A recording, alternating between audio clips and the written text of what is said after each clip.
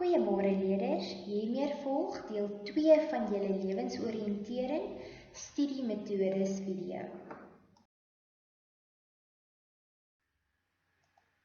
Vrywaring.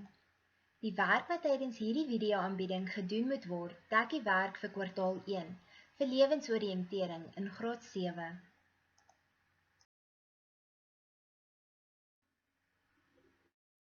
Lees en studeer.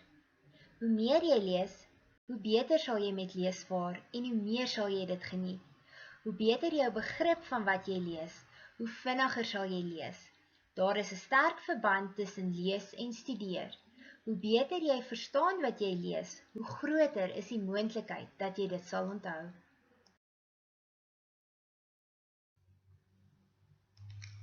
Studiemetode nommer 3. Wees 'n knap slimkop. Sien om na jou brein met die tegnieke wat op hierdie prente getoon word. Onthou, moenie jou brein met dwelms en alkohol besoedel nie. Stap 1. Jou brein het suurstof nodig. Oefen elke dag. Stap 2. Haal diep asem om beter te kan dink. Stap 3. Jou brein het goeie kos nodig. Eet gereelde klein hoeveelhede. Stap 4. Drink heelwat vars water. Stap 5. Verbeel jou dat jy sukses behaal.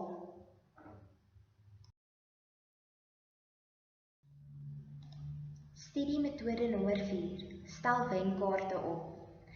Herhaling is die sleutel tot suksesvolle leerwerk. Maak kort opsommings en geheuekaarte van jou werk, sodat jy dit vinnig en maklik kan hersien.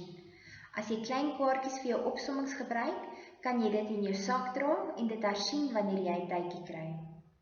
Die wenkaart hieronder kan gebruik word om jou te help om vir jou volgende toets te leer. Ons gebruik die vorige skuifies om 'n voorbeeld van 'n wenkaart op te stel.